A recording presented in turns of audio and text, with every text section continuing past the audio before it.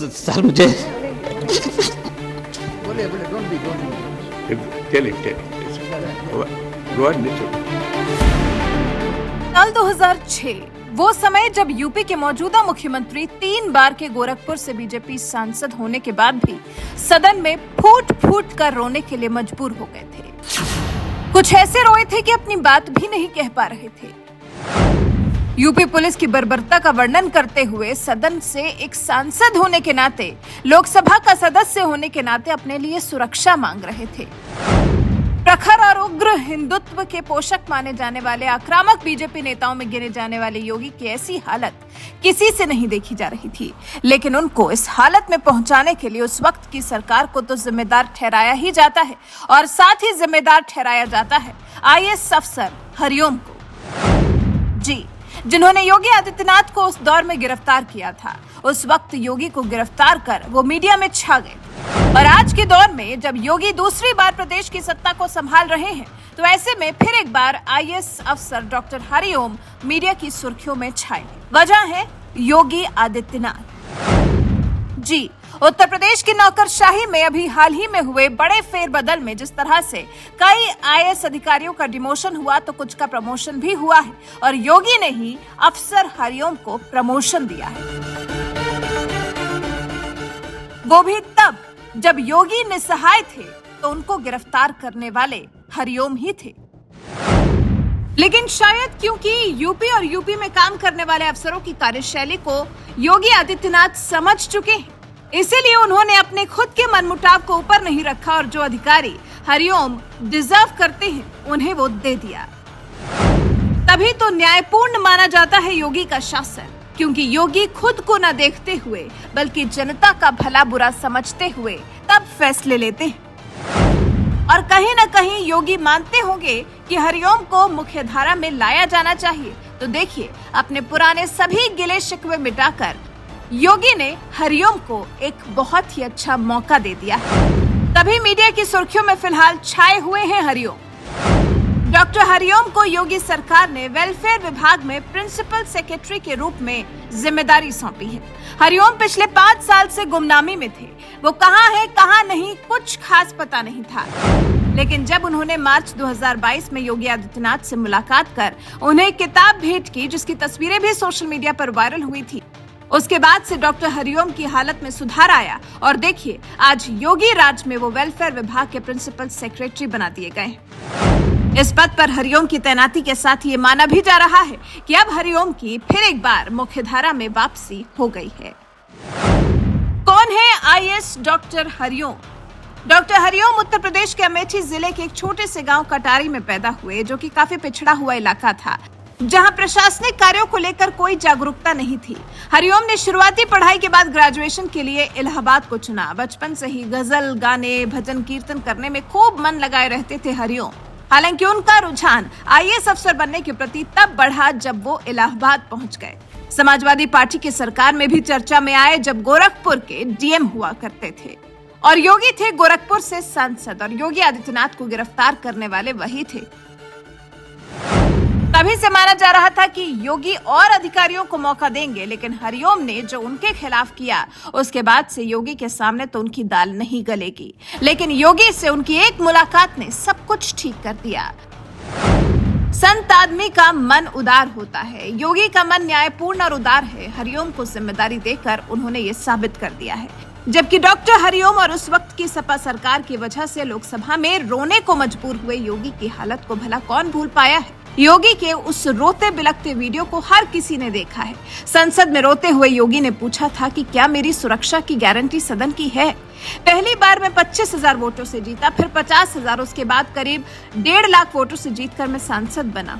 अगर ये सदन मुझे सुरक्षा नहीं दे सकता तो मैं वापस चला जाऊंगा। सुनिए उस वक्त सदन में रोते हुए योगी ने क्या कुछ कहा था, कैसे अपने दुख को बयां किया था। सर मुझे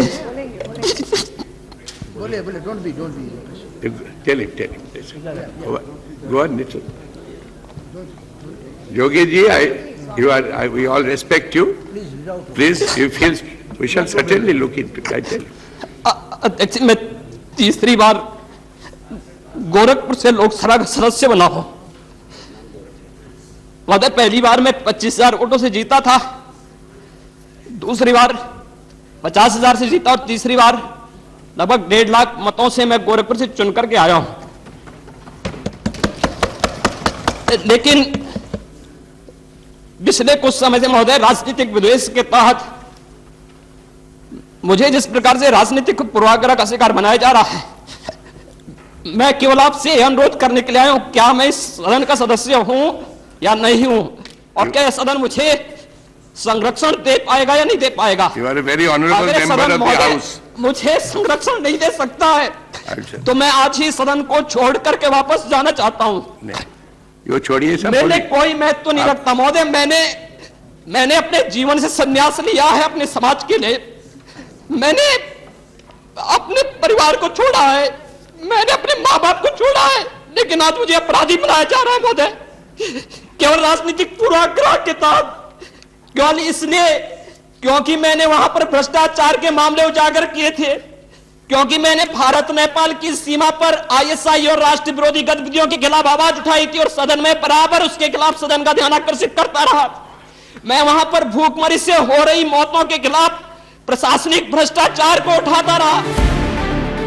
ऐसे में अफसर डॉक्टर हरिओम के प्रमोशन के फैसले के लिए आप योगी आदित्यनाथ को कैसे देखते हैं? क्या सीएम योगी ने हरिओम को जो जिम्मेदारी दी वो सही है? नहीं तो रो रो कर जो हाल योगी ने अपना बनाया था, उसके बाद तो हरिओम का मुख्यधारा में आना लगभग नामुमकिन था। हालांकि कोई और अगर प्रदेश की सत्ता पर विराजित होता और उसके साथ किसी अफसर ने ऐसा किया होता तो शायद वो सरकार में तो क्या किसी भी पद को नहीं पा पाता, उसका डिमोशन और कर दिया जाता। लेकिन ये योगी का राज है, यहाँ किसी के साथ कुछ गलत नहीं होता। वैसे अफसर हरिओम को दी गई इस जिम्मेदारी को लेकर आप क्या कुछ कहना चाहेंगे? कमेंट कर हमें जरूर बताएं। सर मुझे बोले don't B Tell him. Go on, Nitin. Yogi ji, we all respect you. Please, if he we shall certainly look into it. I tell you. अध्यक्ष मैं तीसरी बार गोरखपुर से लोकसभा का सदस्य बना हूं। वादे पहली बार मैं 25,000 वोटों से जीता था, दूसरी बार 50,000 से जीता और तीसरी बार लगभग 1.5 लाख मतों से मैं गोरखपुर से चुन करके आया हूं।